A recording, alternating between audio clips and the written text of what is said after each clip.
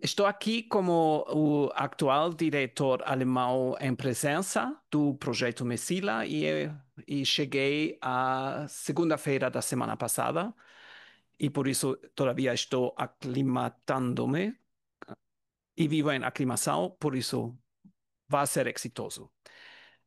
Então, para começar hoje com o evento, gostaria agradecer-lhes a gente do Center for Critical Imagination, Centro para Imaginação Crítica, especificamente a Camila Rocha, para colaborar na organização do evento, e também ao Marcos, que é sim, é uma pessoa que fica nos dois centros e não sei como se diz em português, um, tem uma personalidade dupla de Messila e do CCI. Então, é um grande prazer para mim aqui dar-lhes as bem-vindas, dar-lhes as bem-vindas, acho que se diz, e apresentar-lhes o nosso conferencista, e também o comentarista, e depois de organizar um pouquinho a discussão. Também é um grande prazer ter o Carlos Alba aqui conosco do Colmex, do Colégio de México, Colégio de México, e quando vou ler, para não fazer demasiados erros linguísticos, vou ter um problema também linguístico, porque há palavras espanhóis, portuguesas, francesas, então acho que será divertido. Carlos Alba é professor e pesquisador no Colégio de México, com doutorado em Ciências Sociais, realizado pela École des Hautes Études em Ciências Sociais de Paris, em França. Foi membro do Conselho do Colégio de México e atuou como professor e pesquisador visitante em universidades distintas no México, França, Alemanha e Estados Unidos. Em suas pesquisas, trabalha com economias informais, processos de globalização e uma ampla gama de questões ligadas à política e política do desenvolvimento em regiões distintas do México. Carlos Alba também é membro do conselho de várias revistas, por exemplo, a Revista Mexicana de Sociologia, Tempo de Ciência em Brasil, Perfiles Latino-Americanos, também em México, Espiral de México, mas também de uma revista da Société Contemporaine de France, entre outras. E também foi ainda o diretor mexicano do projeto interdisciplinar de estudos de doutorado entre espaços, em cooperação com a Freie Universität Berlin, na Alemanha. E agora mesmo, nessas semanas, é Messila Share. Temos várias formas de intercâmbio, e uma dessas formas é ter um Messila Share, que são investigadores principais do Messila que têm a oportunidade de estar em outro país, em outra cidade, em outro núcleo para fazer suas pesquisas. Depois da sua conferência, o Álvaro Comín, do CCI, vai fazer uns comentários e depois vamos entrar em discussão. O Álvaro é professor do Departamento de Sociologia da Faculdade de Filosofia, Letras e Ciências Humanas da Universidade de São Paulo e coordenador do grupo de pesquisa Mercados Digitais de Trabalho. É membro do grupo de pesquisa Inteligência Artificial e Sociedade. Foi presidente do Centro Brasileiro de Análise e Planejamento, do SEBRAP, entre 2005 e 2008, e professor do programa de pós-graduação do Brazil Institute do King's College, em Londres, entre 2011 e 2014. E acho que você também vive em aclimação, não é? Sim. Então, temos algo em comum. Mas isto foi suficiente de apresentação. Estamos aqui para ouvir o que o Carlos vai apresentar-los. Tem o micrófono. Muchas gracias por tus generosas palabras, Cristian. Pues me siento muy contento y privilegiado de estar en esta tarde, en este lugar, y voy a hacer una presentación más o menos breve de lo que estamos investigando.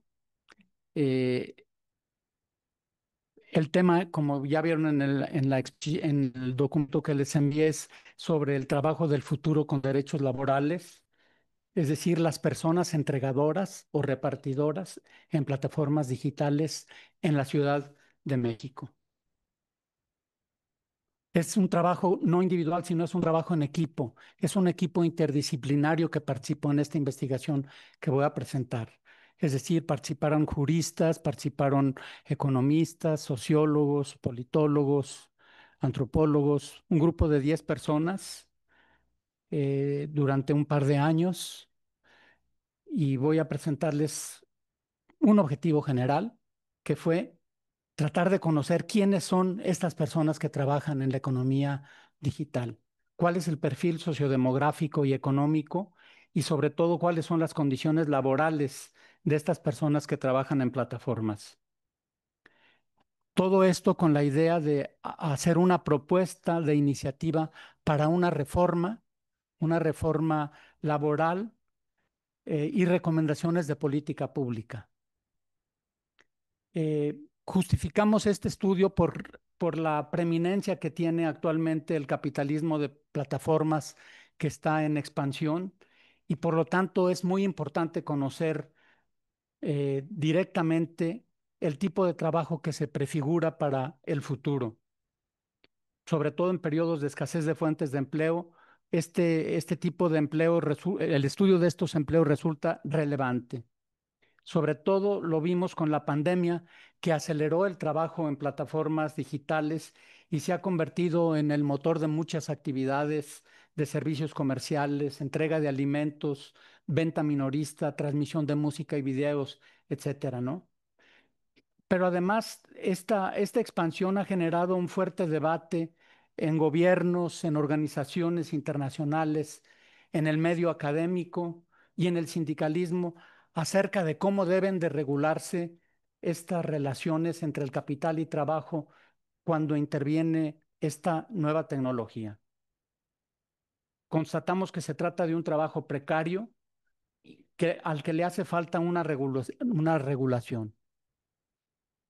Entonces, las dos preguntas principales que ya nuestra investigación son, por una parte, saber quiénes son las personas que trabajan como entregadoras por aplicaciones y cuáles son sus características laborales.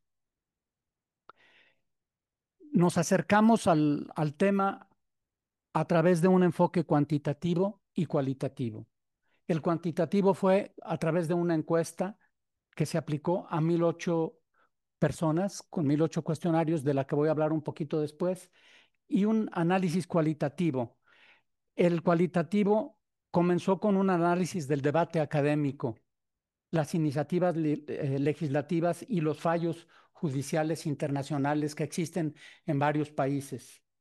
Y también, como segundo elemento, se hicieron entrevistas semiestructuradas a 60 personas que forman parte de toda la cadena de entrega, es decir, las personas repartidoras, los lugares de donde salen los pedidos, es decir, los dueños o representantes de restaurantes, los clientes que solicitan los pedidos, las autoridades que tienen que ver con el tema, las autoridades laborales, las de la seguridad social, etcétera, y el sindicalismo. ¿Qué piensa cada uno de estos actores a través de entrevistas cualitativas? Y también se hicieron grupos de enfoque con las empresas de plataformas digitales. Tuvimos un grupo de enfoque con las 5 principales empresas de plataformas: Uber Eats, Rappi, Didi y iBoy. Y también tuvimos 3 grupos de enfoque con personas repartidoras. La encuesta consistió en el levantamiento de 1,008 repartidores cara a cara durante 20 minutos, en donde resultó de estos encuentros que el 81% son hombres y el 19% son mujeres, la mayoría menores de 25 años, entre 26 y 40 años el 41% y mayores de 40 años el 18%. La mayor parte se transportan en motocicleta, 52%, en bicicleta, 31%, a pie, 12%, en auto, 4%. Aplicamos la encuesta a a todas las aplicaciones y dividimos la Ciudad de México en 5 zonas: norte, sur, este, oeste y centro. Y aquí quedó, como pueden ustedes observar, el muestreo en cada una de estas regiones.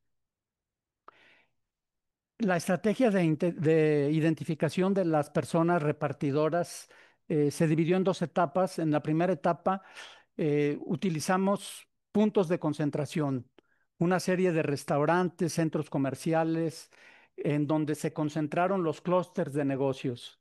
Y de ahí se hizo una selección de una muestra con probabilidad proporcional al tamaño de los establecimientos. Y la segunda etapa se hizo una selección aleatoria de repartidores dentro de cada clúster. La selección fue con base en un directorio estadístico nacional de unidades económicas de la institución mexicana que se encarga de las estadísticas, el INEGI, de tal manera que ubicamos 156 clústeres, el mayor de 208 negocios y el menor de 20 negocios, en un radio de 750 metros. Y se seleccionaron de todos estos clústeres 25 núcleos en donde llegamos a través de un contacto directo a entrevistar al 50% de los 1,000 que nos interesaba, y el otro 50% fue utilizando la técnica de bola de nieve. Entonces aquí tienen el total de los clústeres y a la derecha los que seleccionamos, que estaban ubicados más o menos en todos los rumbos de la Ciudad de México. El contenido del cuestionario rápidamente está dividido en 5 partes. Primero, un perfil sociodemográfico, después la trayectoria educativa de estas personas, la trayectoria laboral y el trabajo en plataforma, la protección y la seguridad, y luego qué piensan de la política, de la organización de las personas entregadoras. Voy a presentar sumariamente el contenido del cuestionario para luego ir a los resultados. Entonces, en el perfil sociodemográfico tratamos de ver por sexo quiénes son las personas que reparten, por edades, el lugar de nacimiento, las colonias donde nacieron, las personas que tienen a su cargo, si tienen vivienda propia, rentada o hipotecada, los rangos de pagos de renta, etcétera, ¿no? Y en cuanto a trayectoria educativa, ¿qué estudian según el sexo? ¿Por qué dejaron de estudiar las que ya no están estudiando? La edad a la que empezaron a trabajar y el porcentaje de quienes empezaron a trabajar que lo hicieron con protección social. En la trayectoria laboral y trabajo en plataforma les preguntamos el número de trabajos que habían tenido antes de llegar a la plataforma, el tiempo que llevan trabajando en la plataforma, el sector de actividades en el que trabajaban antes, si tenían protección social o no, el tiempo de espera para encontrar trabajo en las plataformas, el empleo, si es único, si es el principal, pero tienen otro, si es complementario. El sector de actividad en el que laboran aparte de la plataforma. Los que cuentan con seguridad social, el tipo de seguro con el que cuentan, las horas de trabajo de reparto en plataforma. La distribución del trabajo según plataforma, porque tienen el derecho a escoger plataformas y pueden estar en varias al mismo tiempo. Entonces, ¿cuál es la preferencia que tienen y los motivos por los que escogen esa plataforma? Lo que tienen que invertir para entrar a la plataforma y iniciar su trabajo, lo que más aprecian de su trabajo y lo que menos les gusta. Si trabajan solas o acompañadas y las razones por las que trabajan acompañadas, los principales tipos de mercancías que entregan, las horas que trabajan a la semana, los días trabajados a la semana, de lunes a domingo, los días trabajados según sexo, edad, etcétera. Todo se pregunta por sexo, edad y otras categorías sociales. El promedio de entregas a la semana. Los ingresos que perciben, las propinas que reciben, los ingresos fuera del trabajo de reparto, las horas de espera de trabajo en un día típico, cuánto tiempo muerto tienen entre entrega y entrega. la autopercepción que tienen de su relación laboral con las empresas de plataformas, la evaluación sobre la variabilidad de los ingresos, las razones que de su perspectiva afectan a los ingresos, los medios de transporte que utilizan en su trabajo, la propiedad de esos medios de transporte, los que pagan renta por el medio, cuánto pagan, las zonas y las alcaldías en que está dividida la Ciudad de México de mayor reparto en la ciudad, el impacto de la pandemia en cuanto a protección y seguridad. Nos interesaba mucho preguntar sobre los accidentes de trabajo, porque de hecho fue una de las razones principales por las que se hizo este estudio. Hubo un incremento muy fuerte en accidentes durante la pandemia. Entonces, se les preguntó sobre accidentes, sobre hospitalización y atención médica, accidentes diurnos y nocturnos, si cuentan con seguro contra accidentes, quién paga el seguro, la frecuencia de robos y asaltos, el acoso sexual, el medio a través del cual tuvo lugar el acoso según sexo, edad y medio de transporte, la instancia a la que recurren los repartidores en caso de accidentes, los principales factores de riesgo, si estarían dispuestas a contribuir al seguro social y al Infonavit, que es para la vivienda, en un esquema tripartito en el que participarían con una parte la empresa con otra y el Estado con otra. Las expectativas que tienen de su permanencia en el trabajo, ¿lo ven como un trabajo transitorio de corto plazo o lo ven como un trabajo de largo plazo? Lo que desearían que hiciera a su favor la Secretaría del Trabajo y Fomento al Empleo, la Secretaría de la Movilidad y la Secretaría de de Seguridad Ciudadana, es decir, las tres secretarías que tienen más que ver con las personas que están trabajando en la calle. El último punto que les preguntamos es sobre la organización colectiva de estas personas repartidoras. Si participan en alguna asociación, si aceptarían participar en un grupo organizado de repartidores, los motivos por los que participarían en acciones colectivas, los motivos para obtener apoyo del gobierno, si se afiliarían a un sindicato y las razones por las que no se afiliarían a un sindicato y qué estarían dispuestas a acceder para tener derechos laborales, a conceder para tener derechos laborales. Bueno, voy a presentar sumariamente algunos de los resultados de la aplicación de las encuestas y de las entrevistas. En primer lugar, el trabajo es acaparado, monopolizado por hombres, el 80% por razones de inseguridad, de peligro y de horarios nocturnos. Sin embargo, la inseguridad habría que matizarla mucho porque en el mercado de trabajo, en las calles, están trabajando en la Ciudad de México igual mujeres que hombres. Entonces, ¿cuál es la razón por la que no quieren trabajar, no se ven atraídas las mujeres a trabajar en plataformas digitales, en este tipo de plataformas digitales? En primer lugar, es porque pierden el grupo de referencia que tienen cuando están trabajando en la calle, que saben dónde están, quiénes son sus vecinas y vecinos, a dónde recurrir en caso de peligro, etcétera. Mientras que en plataformas digitales son enviadas a lugares que no conocen y hay una permanente incertidumbre. Aparte de que la manera de asumir el peligro de subirse en una moto o en una bicicleta es diferente. La edad principalmente son jóvenes, 40% menores de 25 años, 42% entre 26 y 40 años. Las mujeres entran más tarde a este tipo de trabajos, cuando ya enviaron a sus hijos o hijas a la escuela.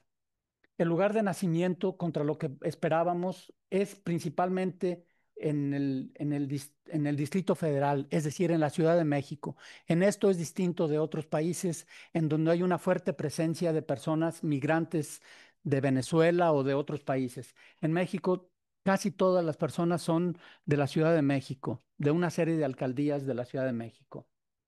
Tienen dependientes económicos el 29%. Cuentan con vivienda propia el 43%, 37% rentada. Es decir, no se trata de las categorías más pobres de la sociedad de la Ciudad de México. En cuanto a la entrada a plataformas, el 90% ingresaron en los últimos 3 años de que aplicamos nosotros esta investigación, es decir, en 2020. Ingresaron el 90% en los últimos 3 años, tres cuartas partes en los últimos 2 años y 40% en el último año. Es decir, la pandemia fue un incentivo muy poderoso para incorporar al mercado de trabajo a estas personas que además lo estaban perdiendo ese trabajo en otros lados. Pero contra la narrativa de las plataformas, de las empresas de plataformas, no es un trabajo de estudiantes principalmente. Solo el 19% estudian y trabajan. La escolaridad, el 26% tienen preparatoria, 20% secundaria y 20% licenciatura completa o incompleta. En cuanto a la trayectoria laboral, las jornadas de trabajo de estas personas son más prolongadas de las personas que están en empleos formales. 9 horas y media diarias y esto contrasta con la supuesta flexibilidad. Se habla de que es un empleo que les da mucha flexibilidad. Pues sí, teóricamente da mucha flexibilidad, pero prácticamente exige un trabajo muy intenso, muy prolongado también, a veces hasta altas horas de la noche, ¿no? Las mujeres ganan 20% menos que los hombres.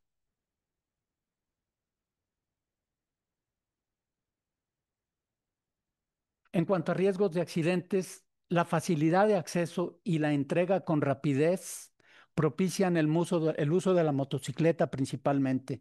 Es con la moto como se pueden hacer más entregas. Entonces, el 52% trabajan desde la motocicleta, de los cuales la mitad son hombres, mientras que la cuarta parte de mujeres solo utiliza la motocicleta. El uso de la moto y de la bicicleta propician un alto nivel de riesgo de accidentes. 4 de cada 10 personas sufrieron algún accidente y de esas la cuarta parte fue hospitalizada. Esta alta incidencia de accidentes contrasta con la baja protección. Solamente el 27% tienen seguro que les proteja.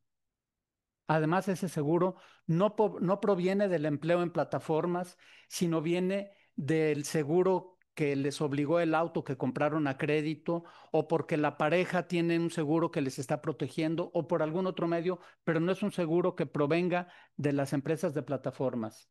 Además, sufren permanentemente otro tipo de riesgos de robo y de acoso. Por ejemplo, casi 2 de cada 10 mujeres declararon haber sufrido acoso en su trabajo. Contra la narrativa corporativa no es un trabajo complementario ni ocasional, porque esto dicen las empresas en el caso mexicano. Nosotros estamos ofreciendo un empleo que es transitorio. Aquí llegan, van a encontrar un empleo que les permita tener ciertos ingresos y luego van a encontrar un empleo mejor, ¿no? Aquí observamos que no es un trabajo complementario ni ocasional. Para el 80% es el único empleo. Y además les preguntamos, ¿cómo se imaginan dentro de 5 años? La mitad de las personas consideraron que no encontrarían un mejor trabajo y que no pensarían buscarlo porque no creen encontrarlo. O sea que con todas los inconvenientes, la precariedad del trabajo, los riesgos y la falta de seguro, consideran que es una mejor opción a la opción de trabajar en la economía formal. La mayoría de las personas entregadoras vive en la Ciudad de México. Una tercera parte tiene que recorrer grandes distancias para llegar a su trabajo. Y puede observarse que al mismo tiempo existe una alta dispersión y una alta concentración de las entregas en las áreas de clase media, en los restaurantes, donde hay oficinas y donde hay una alta actividad económica. Aquí pueden observar ustedes en esta línea oscura la Ciudad de México y la ubicación de donde nacieron y donde residen las personas repartidoras. Y aquí tenemos una serie de corredores de Avenida Insurgentes, de zonas de oficinas, centros comerciales, zonas residenciales, donde se establecen ciertos recorridos de frecuencia de repartos. Comparativamente con Argentina y con México y con Brasil, muy sumariamente podríamos decir que existen muchas similitudes y pocas diferencias. Con Argentina, los de Argentina son más jóvenes y hay una mayor proporción de migrantes, sobre todo extranjeros venezolanos. Hay mayores protestas sociales por reconocimiento de derechos, sobre todo durante la pandemia, y hay una mayor politización en Argentina y más participación en partidos políticos que en México. En Brasil ha habido amplios movimientos de entregadores, como el movimiento antifascista en Sao Paulo. Algunos líderes son reconocidos a nivel nacional. Sus reclamos encuentran eco en una parte de la sociedad. No logran avances significativos en el gobierno de Bolsonaro y se esperaría que el gobierno de Lula fuera un entorno más favorable para obtener más beneficios en relación con su trabajo.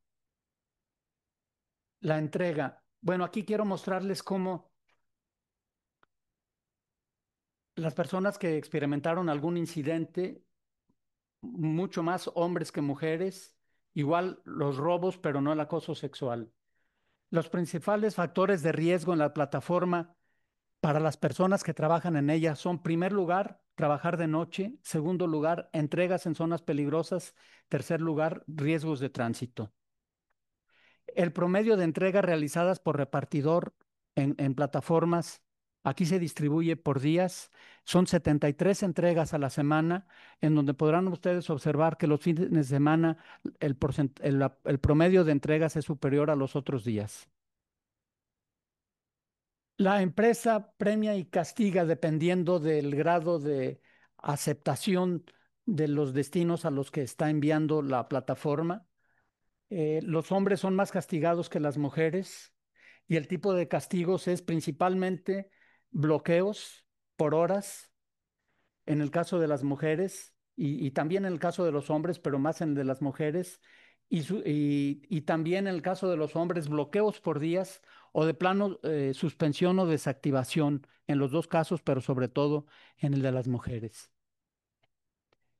Aquí están los que en el cuadro ustedes pueden observar los que han recibido algún premio por parte de la plataforma. Son más los hombres que las mujeres y el premio ha consistido sobre todo en algún bono, algo económico o entrega de ropa para el transporte, cupones, etcétera. Lo que más les gusta de su trabajo a todas las personas es indudablemente la flexibilidad en el tiempo para manejar sus horarios y en segundo lugar el ingreso económico. Lo que menos les gusta es el peligro de accidentes, robos y asaltos y en segundo lugar no tener seguridad social.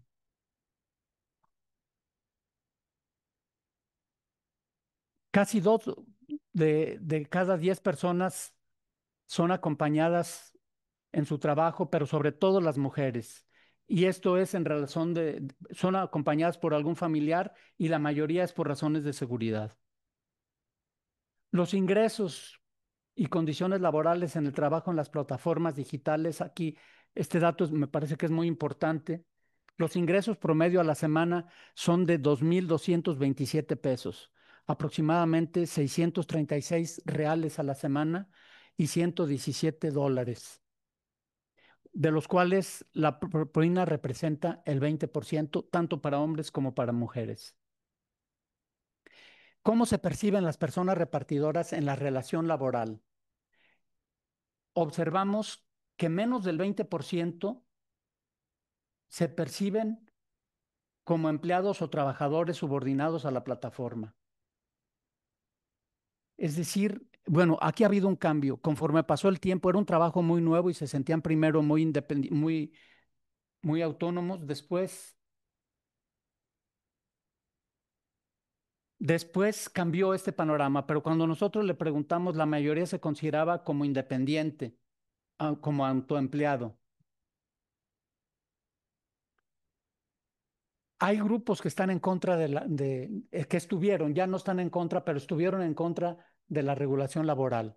Aquí tenemos manifestaciones en las principales avenidas de la Ciudad de México, en donde se bloquea con las motocicletas la calle en protesta por el intento que está haciendo el Estado de hacer una reforma, por el anuncio de hacer una reforma. Un poco paradójico, ¿no? Dice, la reforma de plataformas nos pega o nos golpea, nos golpea a todos. Infórmate. Aquí otro bloqueo de la calle y bloqueo de grandes avenidas, de las avenidas más circuladas, ¿no?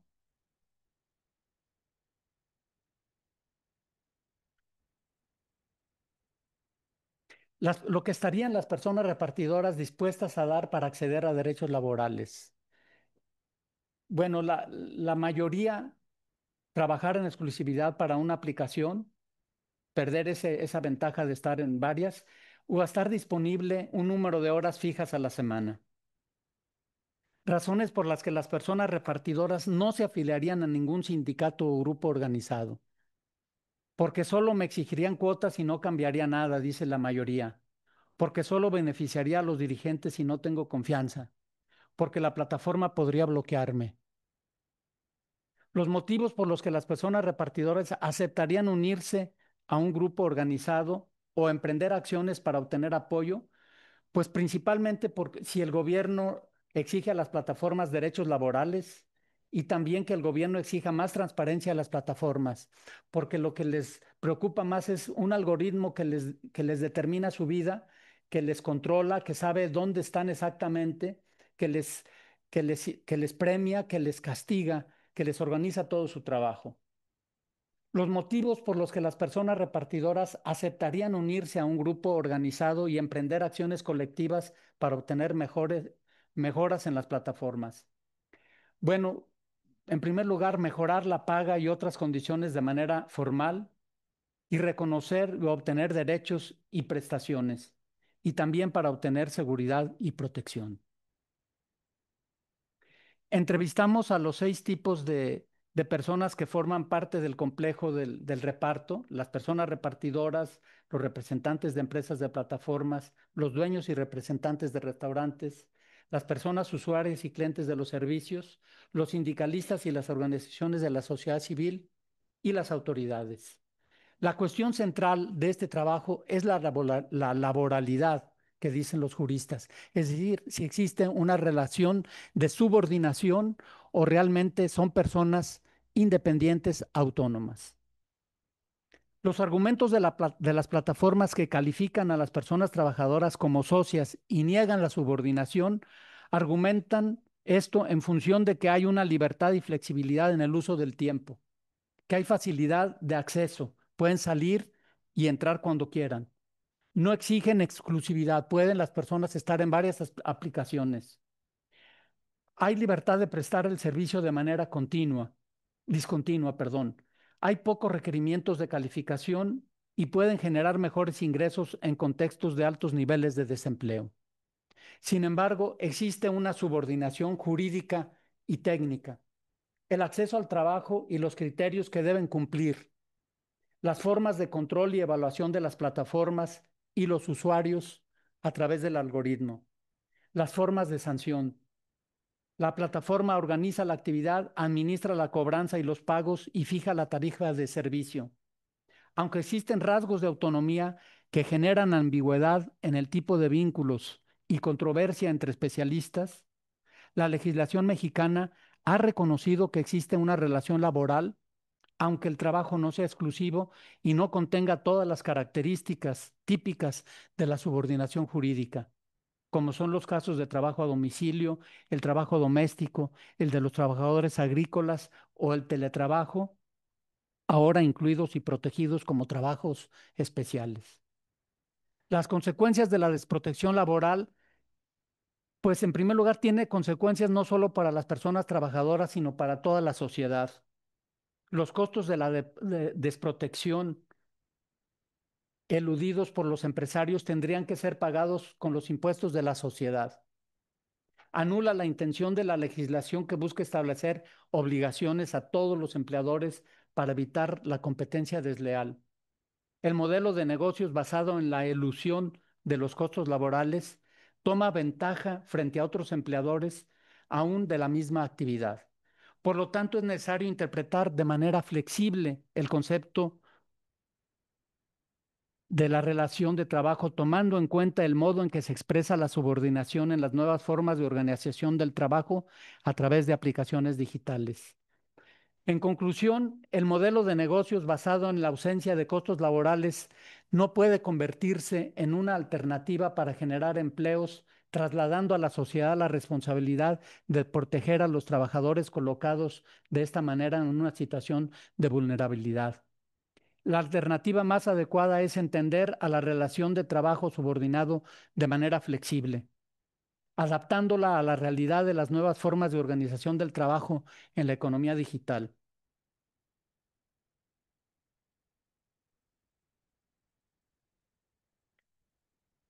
En esa computadora no sé cómo están las flechitas para ampliar en toda la pantalla el...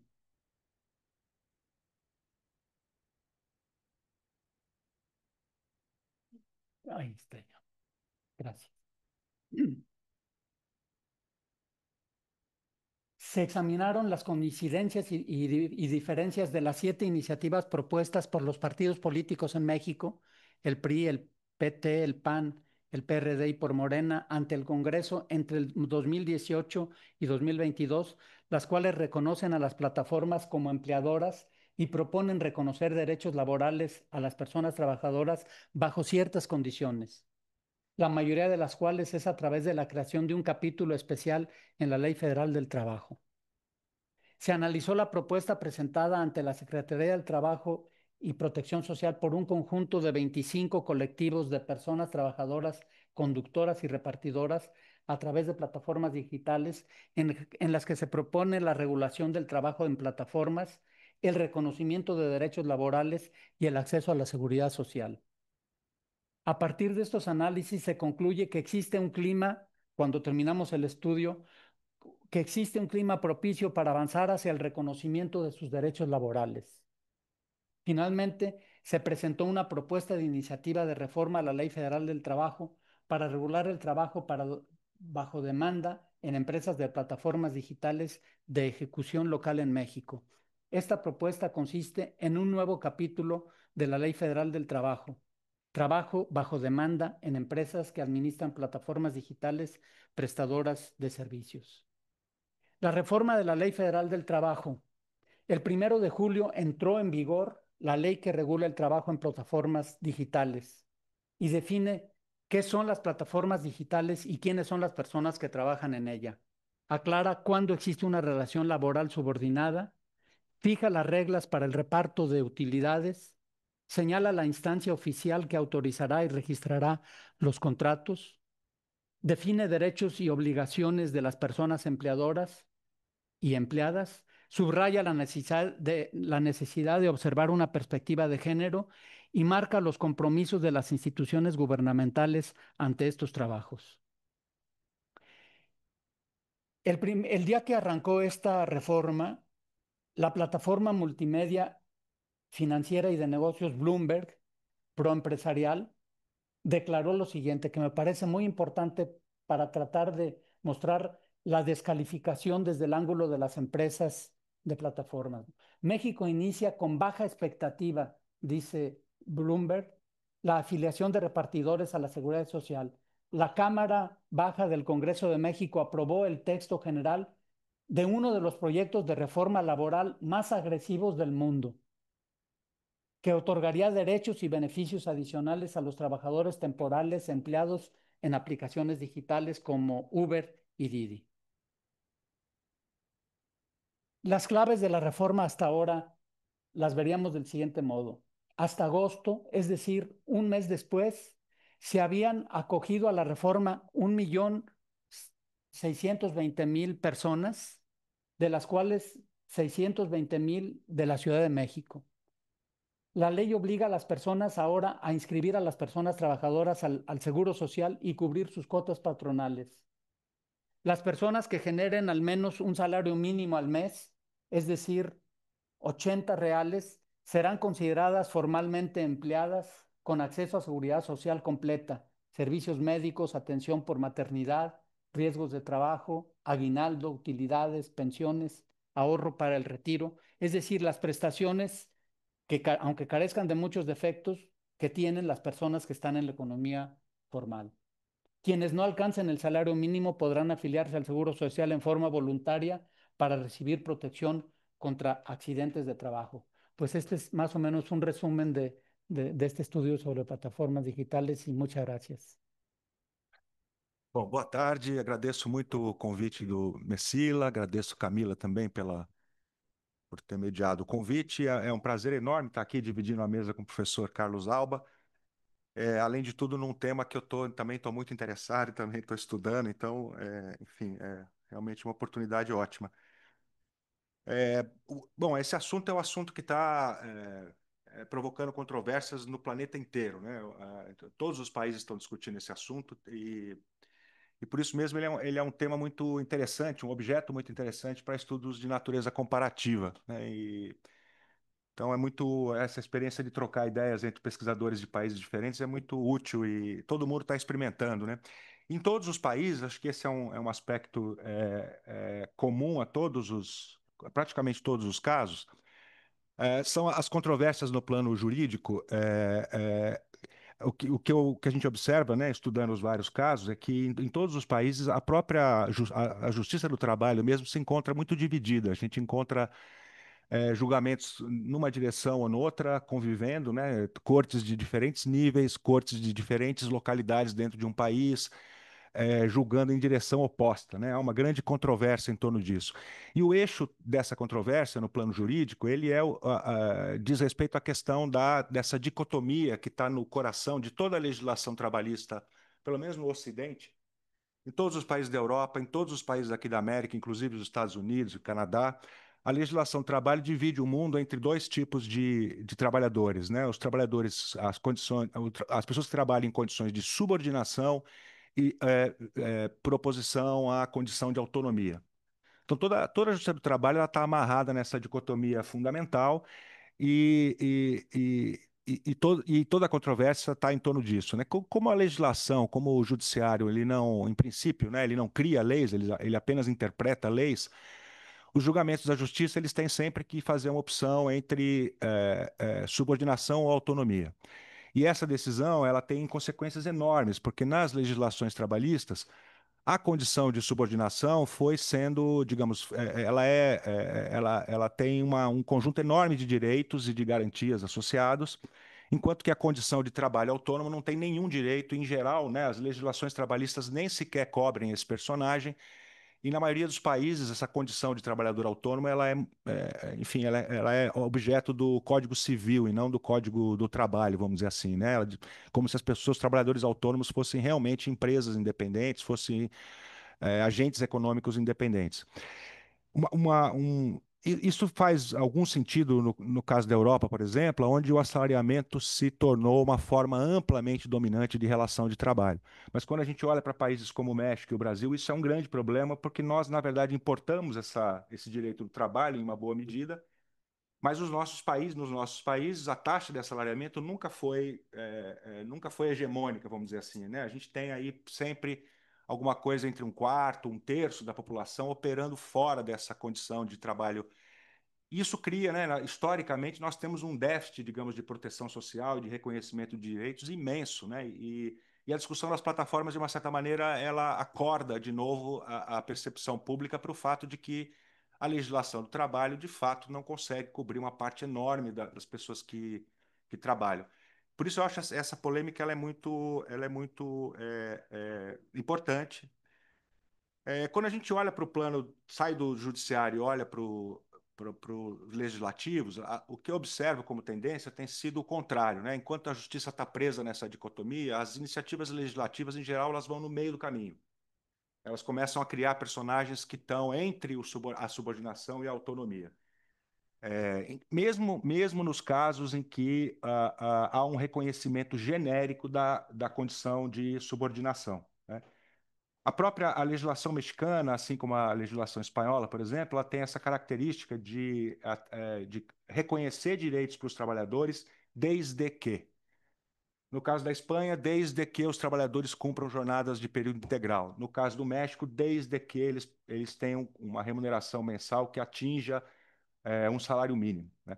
Quem não cumpre esse desde que continua fora continua fora de qualquer tipo de cobertura, né? Esse é o caso da Espanha e, pelo que eu entendi, no caso do México também. Quer dizer, as pessoas têm que voluntariamente procurar o sistema de proteção e têm que arcar com este custo sozinhas, pelo que eu entendi, né? A empresa não vai. Então, mesmo essas tentativas de criar esses personagens intermediários, elas acabam sempre deixando alguém de fora. Aparentemente, no caso do México, não é tanta gente, né? Mas uma pergunta que eu deixo para você pensar, que me parece importante, em princípio, é mais fácil criar as leis do que fazê-las serem cumpridas, né? Isso é um.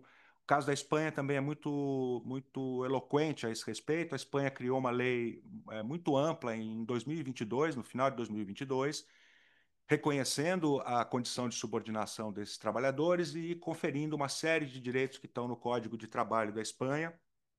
A partir daí, bom, até hoje, em 2025, a lei não é cumprida, pelo que eu consigo levantar de dados, de informações sobre a Espanha. Até hoje, essa lei não é cumprida adequadamente.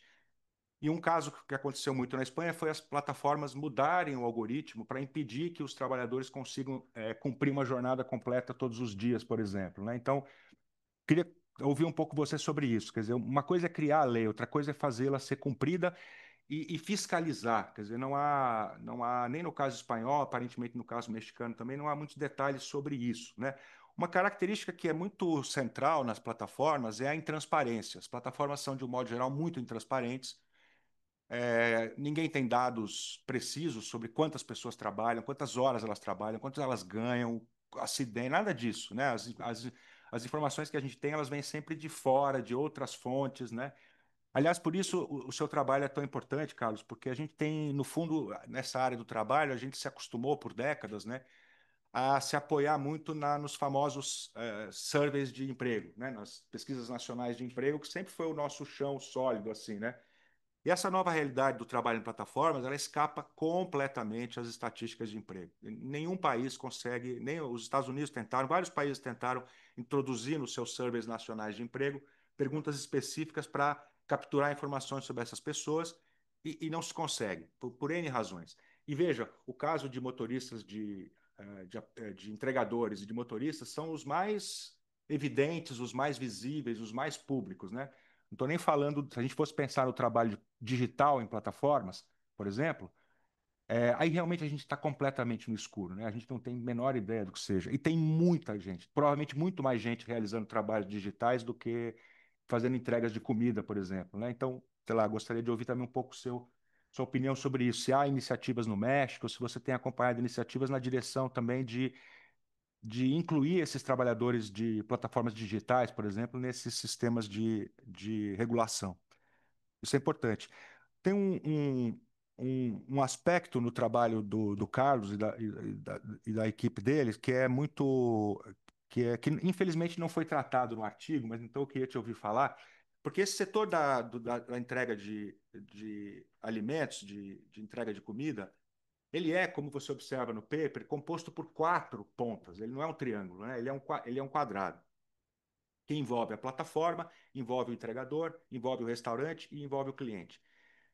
99,9% dos estudos tratam só dos entregadores e praticamente não existe nenhum estudo que tenha olhado para os restaurantes. E os restaurantes são provavelmente, em termos do número de empregos e de pessoas que eles mobilizam, um setor muito maior do que o de entregas, né? Eu não sei, aqui no caso do Brasil, a empresa que é dominante no mercado de entregas aqui é a empresa chamada iFood. Pelo que se sabe, assim, de comentários de mercado e tal, eles teriam uns 80% do mercado brasileiro de entregas. E agora está rolando uma guerra aí, porque a 99 voltou para entrar nesse mercado, está competindo, mas o fato é que a iFood tem.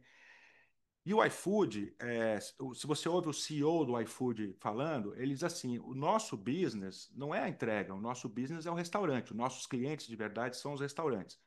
Pelo que eu sei, conversando com donos de restaurantes, assim, sem nenhuma, sem nenhum, sem nenhum embasamento científico, assim, batendo papo, o iFood fica com alguma coisa entre 25% e até 30% da fatura, da refeição que é servida. Então, é uma mordida gigantesca, né? Isso tem um impacto imenso. Os restaurantes empregam milhões de pessoas, né? Então, assim, a gente não sabe nada sobre esse universo, que é provavelmente muito maior e impactado de uma maneira imensa pelas plataformas, né? Você vê depoimentos de donos de restaurantes que eles dizem que a plataforma aumenta muito o serviço, então eles têm que contratar mais gente, eventualmente expandir o restaurante, mas a margem de lucro vai lá embaixo. Então eles trabalham muito mais, mas não necessariamente ganham mais com isso. Isso tem reflexo no salário desses empregados que fazem, né, que trabalham nos restaurantes, etc. Então, como você incluiu os restaurantes no seu estudo, eu queria saber um pouco sobre isso. O que que você escutou deles? Como é que eles veem essa realidade das plataformas, né, que é muito ambígua e também não é nada regulado, né, não tem limite para o que as plataformas podem fazer com os restaurantes, por exemplo. No fundo, assim, a grande pergunta que eu queria te fazer era a seguinte: é possível regulamentar o trabalho num tipo de atividade econômica tão obscuro e tão pouco regulamentado como as plataformas? Ou perguntando de outra maneira, os países não deveriam começar regulamentando a atividade para depois poder regulamentar as relações de trabalho? Quer dizer, eu não sei como é no México, mas no Brasil, a Uber, a iFood, eles não têm que prestar nenhuma informação, ninguém sabe nada sobre como eles funcionam, né? E no fundo eu fico achando que tentar regulamentar, uma coisa que é notável em ver nos julgamentos é como os juízes não sabem, não têm informações precisas sobre como as coisas são feitas. Então eu andei examinando processos aqui no Brasil. Os juízes que se manifestam contra o enquadramento subordinado, de uma maneira geral, eles repetem, no corpo dos processos, eles repetem o que está escrito na página do Uber, que ninguém tem compromisso de hora, a pessoa pode entrar e sair, tem toda a liberdade. Os juízes replicam isso. E os juízes que são a favor do enquadramento como subordinado, em geral, eles estão apoiados no depoimento de uma vítima, vamos dizer assim, né? De um trabalhador que é o motivo daquele processo em particular. Então, eles também ficam presos a uma realidade muito, que é um caso, na verdade, né? Ninguém sabe de fato como é isso, porque as empresas não prestam informação nenhuma. Então, também gostaria de te ouvir um pouco sobre isso, esse debate. Eu vi, por exemplo, em processos na França e na Alemanha, as partes envolvidas, por exemplo, requisitando informações sobre o algoritmo. E as cortes, de uma maneira geral, negam isso. Aqui no Brasil também. Quando algum advogado pede o acesso a dados da empresa, em geral a justiça nega. Então, acho que esse é um ponto chave dessa discussão. Quer dizer, eu estou cada vez mais convencido que se a gente não regulamentar a atividade, em primeiro lugar, e eu estou querendo dizer o seguinte: regulamentar o algoritmo, dizer às empresas o que elas podem e o que elas não podem fazer, antes que elas façam, vamos dizer assim, né? Porque esse é um setor onde as empresas simplesmente inventam as regras do jeito que elas querem. É uma espécie de paraíso, as empresas são um paraíso neoliberal, porque assim não tem regulamentação nenhuma e então os agentes podem fazer o que bem entender e obviamente as plataformas têm um poder gigante e os trabalhadores não têm poder nenhum, né? Então são é, essas questões. Depois tem, eu também gostaria de te ouvir mais sobre a questão do posicionamento dos trabalhadores. Aqui no Brasil também, assim, as pesquisas que eu vi aqui no Brasil, vêm dos resultados da sua pesquisa. Eu vi pesquisas feitas na Alemanha também com entregadores e com motoristas. De uma maneira geral, eles rejeitam a ideia de serem enquadrados como trabalhadores regulares. Isso tem justificativas. Uma coisa que eu descobri, que eu queria saber se você concorda, é o seguinte: dependendo, os países onde o trabalho é autônomo ele já tem algum tipo de proteção em relação à previdência, a polêmica é sempre mais é menos grave, vamos dizer assim, e os governos tendem a aceitar melhor a presença das plataformas e tal. Aonde a figura do trabalhador autônomo ele não tem nenhum direito, como é um pouco o caso no Brasil, essa polêmica ela tem mais força, porque aí é uma questão de tudo ou nada, né? Os trabalhadores não têm direito a nada. Então, isso convive com o fato de que muitos desses entregadores e de motoristas de Uber, etc., são contra o enquadramento como empregados. Eles, em geral, dizem isso porque eles dizem que eles têm muita autonomia, que se eles forem enquadrados como empregados, eles vão ter que cumprir jornadas, etc.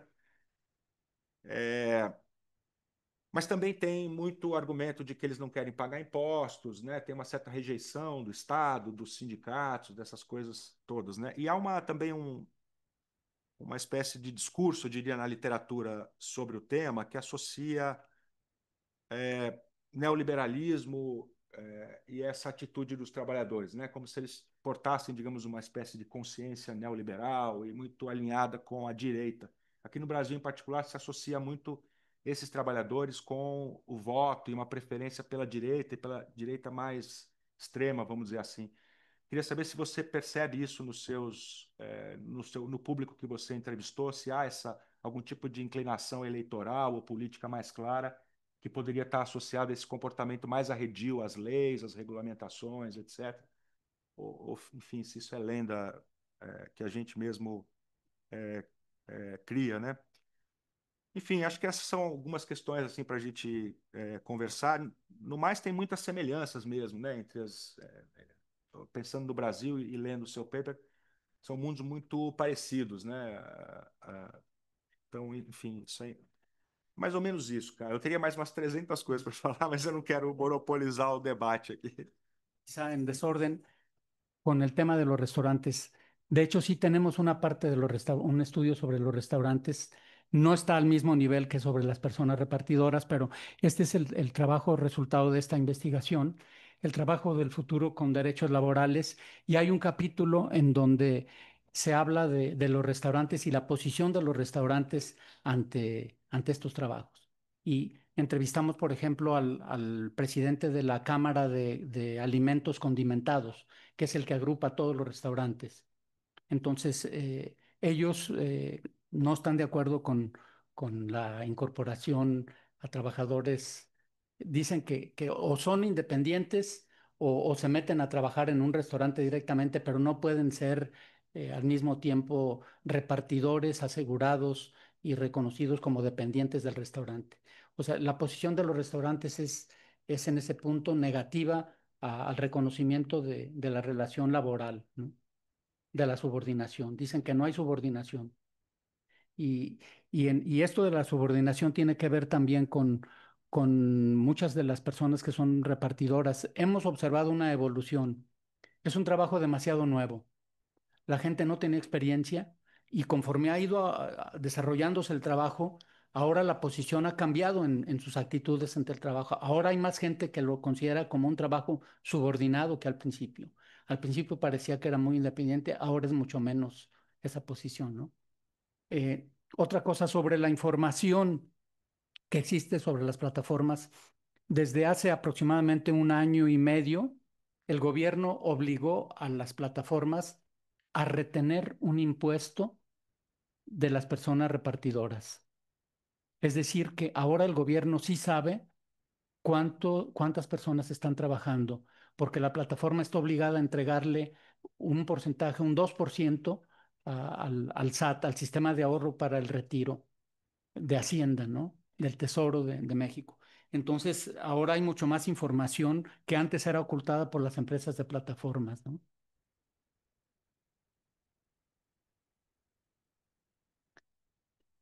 La reacción que tuvieron algunas plataformas, como la más importante, como Uber, ante esta reforma de hace un mes, fue aumentar el precio.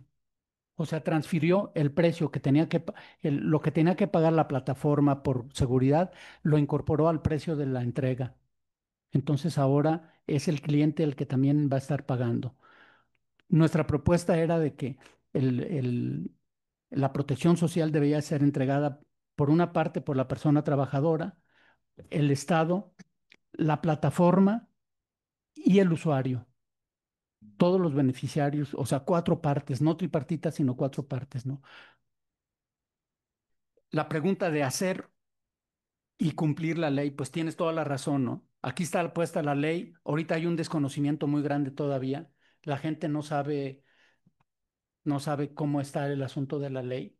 El gobierno está tratando de mandar información a través de redes sociales, pero no ha llegado a hacer publicaciones amplias en televisión, etcétera, ¿no? Pero no hay mucha información todavía y no sabemos qué consecuencias va a tener. Justamente ahorita vamos a empezar un estudio para hacer un seguimiento de las consecuencias de la aplicación de la ley, si se está aplicando o no, cómo están respondiendo las empresas de plataformas, cómo están respondiendo los restaurantes y qué visión tienen las empresas, las personas que participan en la plataforma. Pero están divididas las personas que participan en la plataforma. Hay una tendencia a una caída del sindicalismo en general, ¿no? O sea, el sindicalismo ha perdido vigor, probablemente pertenece a otra época de las relaciones de producción y de trabajo, ha perdido vigor y también se manifiesta aquí. O sea, el sindicalismo no es atractivo para estas personas. Consideran que el sindicalismo de México, un sindicalismo subordinado al Estado, un sindicalismo llamado en México corporativo, que representan no solamente los intereses de los trabajadores, sino del Estado. O sea, el Estado tiene que reconocer a los líderes, no es un sindicalismo autónomo. Entonces hay una muy mala experiencia de estas personas sobre el sindicalismo y no quieren ese sindicalismo. Además, las formas de organización son diferentes. Ahora se reúnen por WhatsApp, no tienen el contacto físico. Existen otros mecanismos de comunicación entre estas personas, ¿no? Que dificultan la participación sindical. Entonces, probablemente no va a ser por la vía sindical por la que van a funcionar estas organizaciones, pero hay un esfuerzo de reconocimiento del trabajo como un trabajo dependiente. Mas então não há possibilidade de negociações coletivas, contratos coletivos, por exemplo. No, hasta ahorita no. Hasta ahorita no, porque algunos se denominan sindicatos, pero no están registrados como sindicatos todavía. Bueno, eso es lo que yo podría decir, pero me quedo con las preguntas para seguir investigando. Bem, ouviram a plateia, então. Então, podemos abrir a discussão. Eu sabia que o Marcos vai ser o primeiro. Um, vou juntar algumas perguntas de três pessoas para que você possa responder. O Marcos, você e o Samuel. Carlos, Álvaro, muito obrigado. E o Álvaro não está brincando quando ele diz que ele teria 300 perguntas, porque eu sei que ele tem mesmo. Eu vou fazer uma bem pequenininha.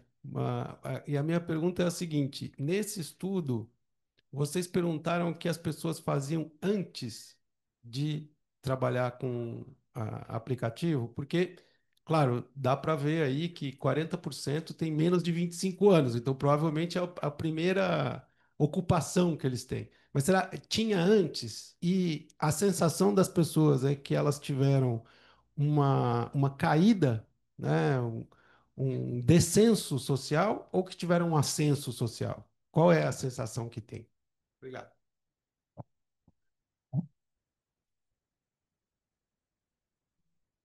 ¿Cómo se llama ella? Camila. Camila. Então, parabéns, Carlos, pelo trabalho e Álvaro pelos comentários. Eu tenho, na verdade, um comentário e uma pergunta depois para o Carlos. Eu fico pensando assim que eu achei muito boa essa analogia, Álvaro, de falar que, olha, é um paraíso neoliberal, né? Eles fazem o que eles querem porque parece ser um âmbito que nunca ninguém lidou ainda. Só que eu fico pensando que a gente pode refletir sobre outras experiências, né? Então, eu estudo carreira acadêmica, né? E as políticas que incluem a maternidade, mas eu olho como o bem-estar dos acadêmicos na política científica, né? E lá atrás, em 2000, então há 25 anos atrás, quando eles começaram a NPG, né, então o Movimento dos Estudantes, começou a pleitear por direitos trabalhistas, mas eles não chamavam assim, né? Chamavam como direitos de bem-estar para os alunos de pós-graduação. Teve uma resistência e tem uma sessão da Câmara que alguém fala assim, mas agora o estudante de pós-graduação vai virar funcionário da CAPES? Então fica nesse limbo de, olha, a gente quer o bônus, mas não quer o ônus. Mas também não dá para deixar estudante sem, por exemplo, a previdência ou adicional de salubridade, que os professores tinham, os alunos estavam no mesmo ambiente e não tinham. A licença maternidade ela acabou sendo considerada de uma outra forma, mas o tipo de tensão é muito parecido, na minha leitura, do que vocês estão falando, né? Porque a gente precisa de alguns benefícios que seriam análogos aos trabalhistas, mas também, se você colocar o ônus, pode acabar com a atividade, né? Se você colocar horas fixas, se você colocar toda essa regulamentação, você vai, inclusive, matar essa atividade, porque ela talvez exista por causa dessa flexibilidade, né? Então, eu fico pensando que talvez as práticas que aconteceram em outras esferas possam ser exemplos interessantes para pensar como que isso foi discutido. Então, não chama de benefício trabalhista. A gente pode falar sobre algumas questões que qualquer pessoa, trabalhador autônomo, precisa ter. Porque daí a discussão foi evoluindo e, atualmente, nos últimos 10 anos, a gente fala, por exemplo, no caso das mulheres, né? De advogadas que precisam ter uma situação de licença maternidade ali quando elas vão, elas seguram algum processo por determinado período, de médicos e de qualquer outras médicas residentes, né? Então tudo isso foi entrando em diversos âmbitos, que eventualmente só pensando nessa questão do bem-estar, seja importante pensar nesses profissionais trabalhadores de aplicativo. Uma pergunta agora para o Carlos, que eu fiquei bastante curiosa, é que quando você colocou que as mulheres que existe o diferencial de salário por gênero, né, o gender pay gap, de 20%. Só que quando a gente analisa nos estudos de gênero, tem sempre alguma coisa relativa à contratação, ou negociação inicial, ou bonificação, né? E no caso de trabalhadores de aplicativo, eu fiquei curiosa de saber o porquê, qual que seria a sua hipótese, né? Por que que elas ganham menos? Se você está falando que é uma remuneração diretamente ao número de horas trabalhadas, como que mesmo assim as mulheres ganham menos? Né? Então é importante que exista essa lente de gênero, né, também para esses aspectos. Carlos, muito obrigado por apresentar a pesquisa, mais uma pesquisa tão minuciosa, com tantas informações. É, eu não entendi um detalhe, porque teve uma frase no slide que, com a comparação com o Brasil, né? Eu não entendi o seguinte: no caso mexicano, esses trabalhadores aqui das plataformas estão apoiando entrar no regime laboral ou eles são contra, né? Fiquei com essa dúvida. E o comentário mais específico, Carlos, eu vou um pouco na linha, se eu entendi bem, do Álvaro, né? Que é trabalho do futuro, só que a resposta é uma resposta do passado, né? Porque o direito laboral é uma fórmula que inventaram há 100 anos atrás para um tipo de trabalho muito específico, um trabalho no sentido próprio, né? Não é o trabalho em sentido geral, como sociólogos estudam, né? Não, é um tipo de relação jurídica, subordinação, habitualidade, tem características muito particulares. E eu, sinceramente, falando como jurista, né? Eu acho que os juristas precisam inovar, precisam inventar outras soluções. O sociólogo traz uma pesquisa tão rica como essa, descrevendo o que está acontecendo, então abrindo a caixa preta das plataformas, em certa medida, trazendo mais informação. Qual é o tipo de relação que está acontecendo? Eu imagino que o jurista deveria inventar outras fórmulas e não ficar só retomando fórmulas do passado. Porque tem implicações enormes isso, ficar dentro da relação jurídica anterior. Nós vamos fazer o quê? Vai ter jornada de trabalho? E toda uma série de consequências de um tipo de relação que é a relação pensada para a fábrica, para uma outra coisa. Claro, e a gente pode ser jurista também progressista, ou seja, porque o direito do trabalho na Europa foi inventado não pelos liberais, mas justamente por juristas ãh, que estavam militando junto com os sindicatos, e inventaram essa forma. Então dá para também ser um jurista progressista olhando para o futuro e não olhando para o passado. Eu sei que você não é o jurista, você é o sociólogo do grupo aí do projeto. Então, mas eu te falo isso para questionar os seus colegas juristas da pesquisa. Não sei se você entende o meu ponto. Não pode ser trazer a CLT, vamos aplicar a CLT para a relação das plataformas. Isso vai gerar o quê? Informalidade, vai ter outros efeitos. Eu concedo que talvez seja taticamente, pode ser uma coisa, mas, enfim. Uma impressão. Bueno, sobre la pregunta de Marcos, creo que es difícil decir sobre el trabajo anterior en razón de la edad. Los que son muy jóvenes, para los que son muy jóvenes sí fue el primer empleo, pero hay muchos que vienen de otros empleos, que renunciaron a los otros empleos y prefieren estos. O sea, el mercado de trabajo en México tiene ciertas características que lo hacen menos atractivo. O sea, los salarios han aumentado bastante en los últimos 3 años, pero aún así hay cosas que no gustan a la gente en trabajo asalariado, ¿no? Entonces, este tipo de trabajos no es un trabajo que yo consideraría de salida a otros trabajos, sino de llegada de otros trabajos, ¿no? O sea, la gente que tiene más experiencia ya viene de otros trabajos y prefiere este trabajo, aunque sea así de malo, lo prefiere. Quiere decir que el mercado de trabajo tampoco es muy bueno, ¿no? Eso es lo que yo te podría decir. Claro que los más jóvenes sí es su primer empleo y probablemente algunos sí saldrán a otros empleos, ¿no? Para Camila, la explicación está relacionada con el tiempo. O sea, a entrega, bueno, hay dos factores. Uno, el medio de transporte y otro, el tiempo. Las mujeres destinan menos tiempo al trabajo en plataforma porque tienen otras actividades de cuidados. Entonces son menos horas a la semana dedicadas a esto. Ese factor es importante. Y otro es ligado al medio de transporte. Las mujeres utilizan menos motocicleta, que es el medio que permite hacer más transportes por día. Entonces, Carlos, posso incluir uma dúvida nisso? sí, Porque o trabalho de entregas, assim como o trabalho de transporte de passageiros, ele tem uma variação ao longo do dia muito grande. Você tem o período do almoço e do jantar, digamos que tem uma enorme. E as plataformas têm que ser capazes de mobilizar muita gente nesses horários e as pessoas devem ficar mais. Talvez a diferença entre homens e mulheres, por exemplo, possa ter a ver com o horário do dia em que essas también. pessoas. Se você é uma mulher e tem que pegar seu filho justamente na hora do almoço para levar ele para casa, você perde o melhor horário para fazer entregas do dia, por exemplo.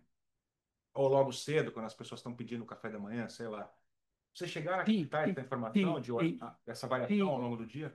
claro, y también el fin de semana, ¿no?